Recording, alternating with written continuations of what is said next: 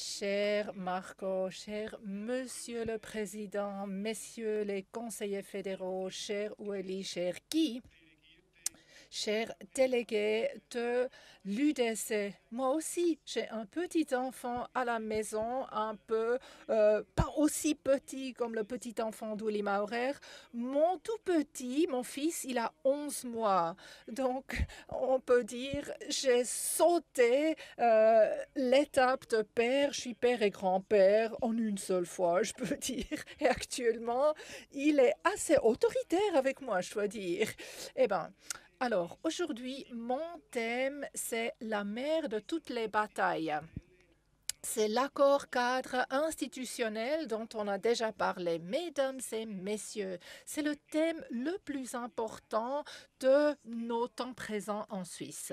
En fait, c'est un thème qui est même plus important que Simonetta Sommaruga, plus important que l'initiative du renvoi, que l'initiative de mise en œuvre, que l'initiative contre l'immigration de masse, l'initiative d'autodétermination, l'initiative de limitation est plus important que Donald Trump et, mesdames et messieurs, plus important que le coronavirus. Parce que si déjà maintenant on était sous cet accord cadre institutionnel, en fait, on n'aurait pas agi durant la crise Covid comme on l'a fait et comme surtout notre conseil fédéral Uli Maurer a agi de manière excellente avec des solutions pragmatiques et des aides pour notre économie.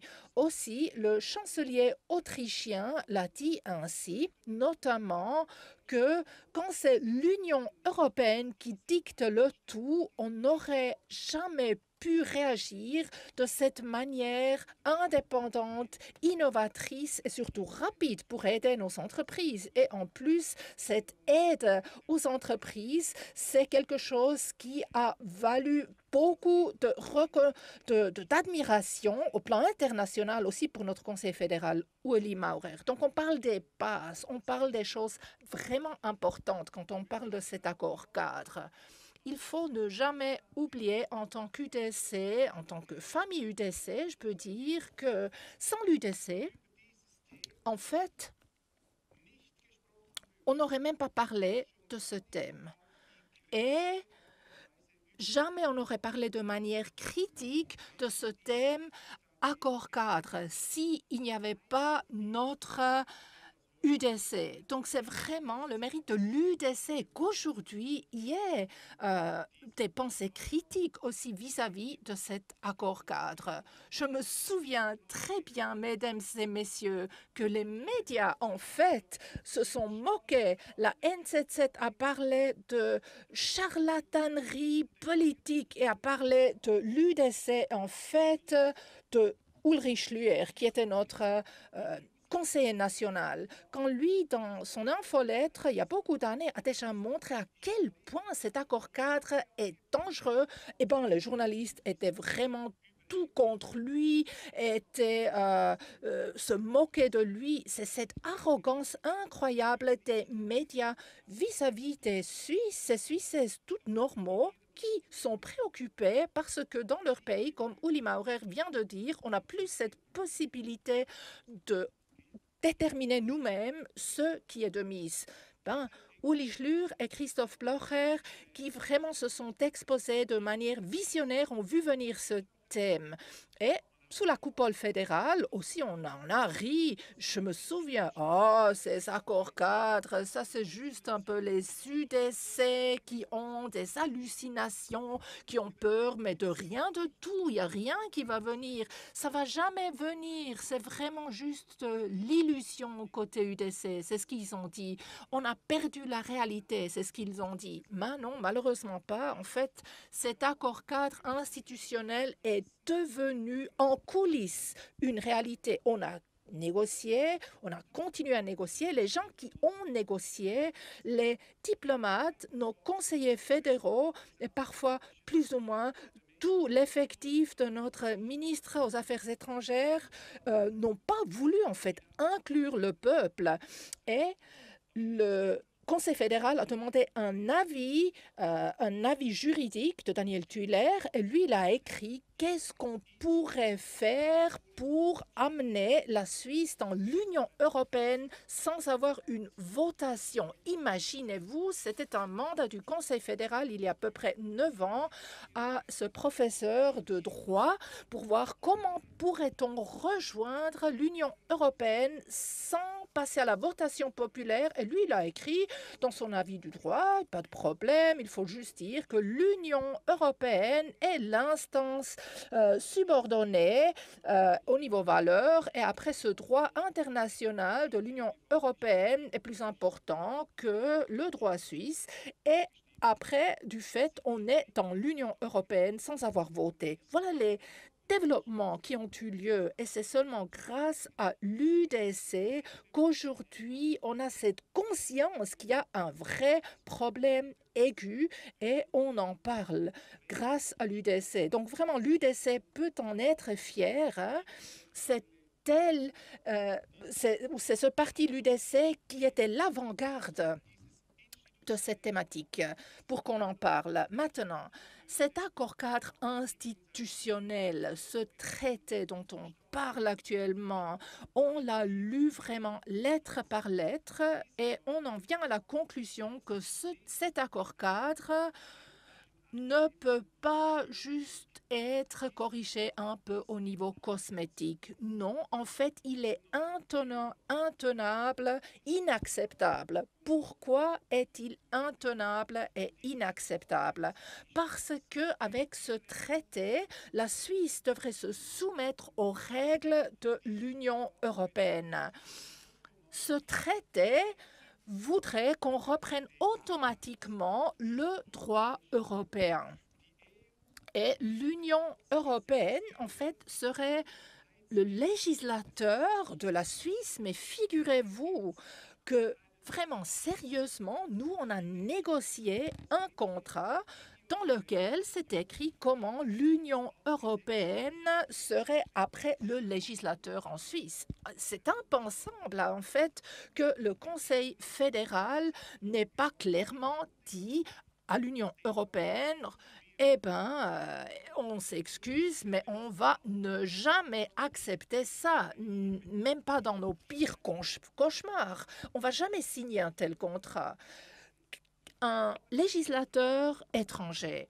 Dans ce contrat, on a encore vraiment une clause guillotine plus globale qui dit que tous les contrats qu'on a avec l'Union européenne et aussi ce contrat cadre subordonné sont liés de sorte que si à un moment donné la Suisse trouve qu'on a un contrat avec l'Union européenne qui n'est pas bon et on voudrait le renégocier, tout est lié avec une très grande clause guillotine que l'Union européenne a mise en œuvre, une menace pire qu'on l'ait jamais vue.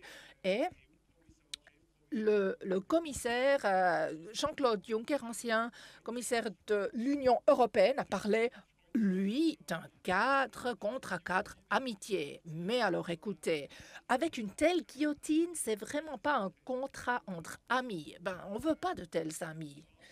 Alors, blague à part, il faut aussi un peu d'humour quand même, parce que sinon c'est trop triste parfois de travailler sur ces choses.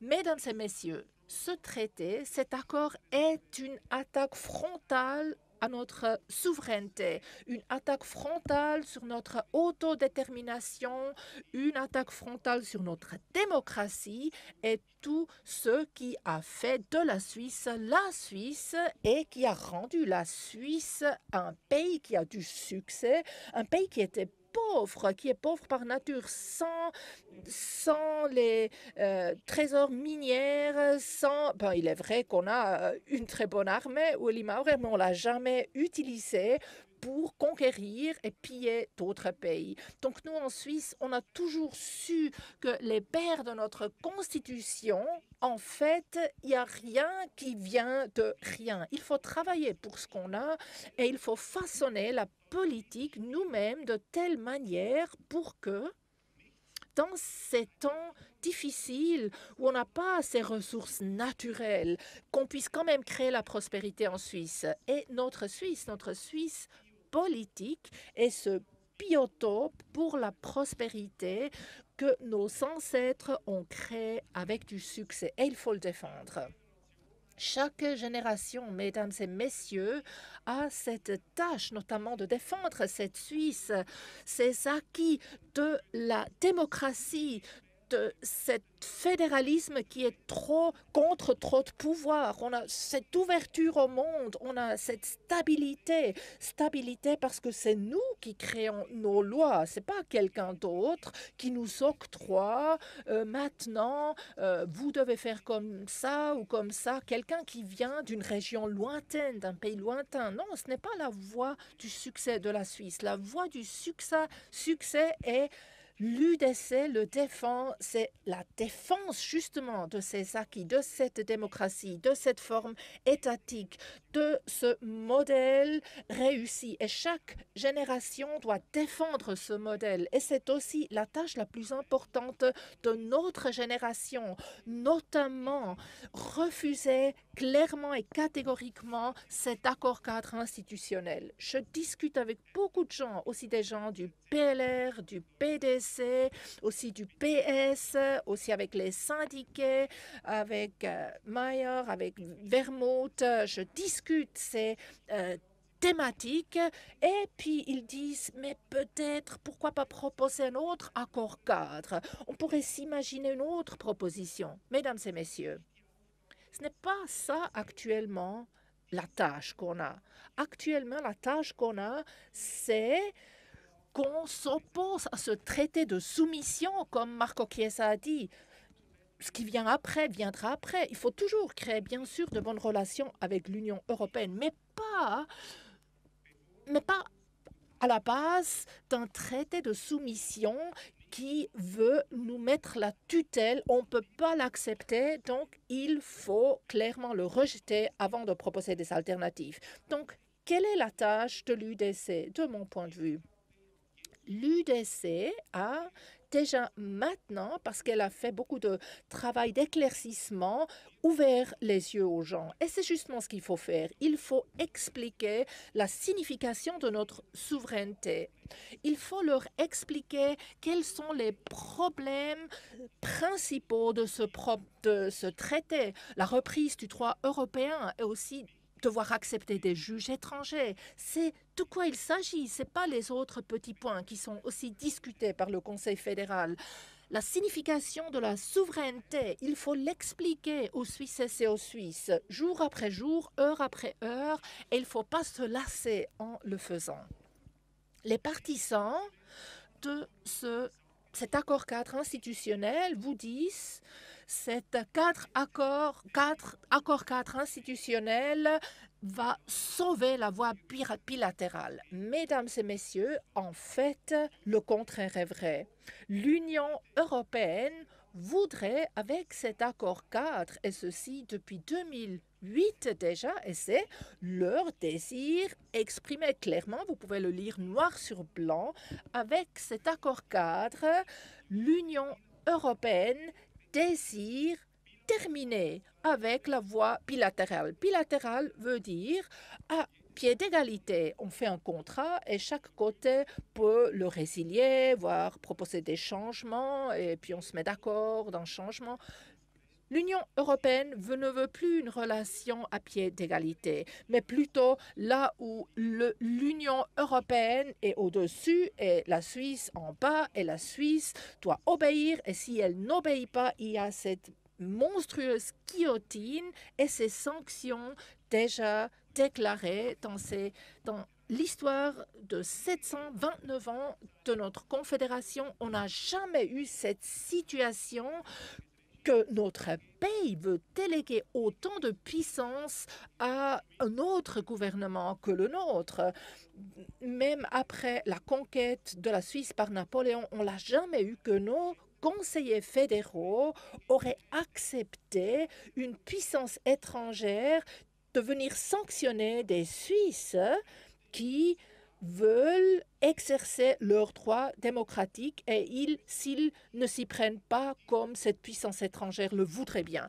Alors, c'est justement ce point-là qu'il faut toujours expliquer aux Suisses. L'Union européenne voudrait faire une colonie juridique de la Suisse, une colonie de l'Union européenne, que ce soit vraiment un territoire soumis à l'Union européenne. Chers délégués de l'UDC, quand on parle de l'initiative de limitation, nous et tout seul en fait, on a réussi à convaincre 4 de 10 Suisses. Quand on parle maintenant de cet accord cadre, ici, nous ne sommes plus du tout seuls. De loin pas. Les syndicats ont remarqué qu'avec cet accord cadre, ils ne pourraient pas continuer à faire leur politique sociale et protection salariale. C'est pourquoi ils sont contre, mais c'est pour des raisons égoïstes. Ils veulent avoir la protection salariale parce que, juste pour vous le dire, ils en profitent financièrement. Mais après les autres, les pertes de la souveraineté pour les citoyens-citoyennes, ça leur est assez égal. Ils sont juste préoccupés pour leur propre pain. Et puis les cantons se sont réveillés et ont constaté que ces réglementations, ce qui concerne les aides publiques dans cet accord cadre, en fait, qu'ils ne pourraient plus soutenir leurs banques cantonales et leurs centrales électriques. Les citoyennes et citoyens de notre pays vont se réveiller au plus tard quand ils voient qu'avec cette directive relative à la citoyenneté européenne, les étrangers de l'Union européenne auraient accès, qui résident en Suisse, accès à nos institutions sociales et finalement même à la citoyenneté suisse. Johann Schweider-Ammann, ancien Conseil fédéral PLR, a critiqué récemment dans un article la perte de souveraineté que la Suisse devrait accepter avec un tel accord. Gerhard Pfister, président du PDC, a aussi clairement critiqué cet accord. Et Micheline Calmiret, ancienne conseillère fédérale du PS, a écrit dans la Weltwoche récemment que la Suisse ne doit pas se précipiter pour aller à Bruxelles pour négocier. Plutôt faudrait-il d'abord aller les Britanniques un peu négocier le Brexit et après la Suisse peut toujours voir quelle est la meilleure option pour la Suisse. Donc de tous côtés, on entend qu'il y a de la critique aussi côté économie de grandes entreprises qui sont très critiques vis-à-vis cet accord cadre et l'UDC donc a comme mérite et peut en être fier vraiment que c'était nous dès le début qui ont éveillé ces pensées critiques.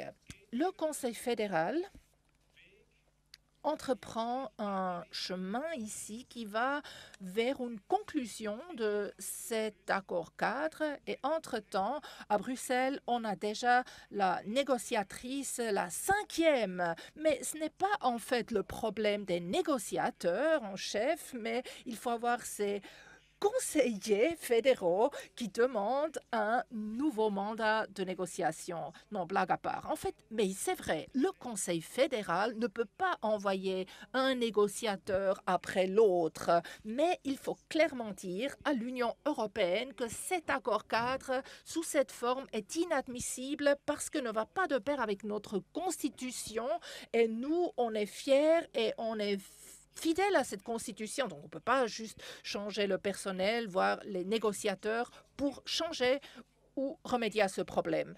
La chose la plus importante, c'est la votation populaire qui viendra parce que c'est le peuple, l'instance suprême, qui décidera de aussi se traiter. Et puis, cet accord cadre, en fait, c'est aussi le peuple qui a le plus à perdre. Et comme je l'ai dit au début, c'est la mère de toutes les campagnes, voire toutes les batailles. C'est la thématique la plus importante et c'est notre tâche d'empêcher cet accord cadre. Et comme Gottfried Keller dit, il y a ce grand tas d'indifférents et de sans-voix qu'il faut réveiller. Il faut ouvrir les yeux des gens et il faut leur montrer à quel point notre souveraineté est importée, quels sont les risques de cet accord-cadre. Je vous remercie, chers délégués, chers collègues, chers amis, chers Suisses et Suisses, qui ont l'indépendance de la Suisse au cœur, aussi en tant que président de ce comité interpartisan où on lutte contre cet accord-cadre et je compte sur votre engagement en fait qui continuera et que vous persisterez à refuser cet accord-cadre que le Conseil fédéral n'aurait jamais même dû négocier. Merci, c'est une joie et un honneur de participer à ce combat. Je vous souhaite un bon week-end, restez en bonne santé et ne paniquez pas. Merci beaucoup.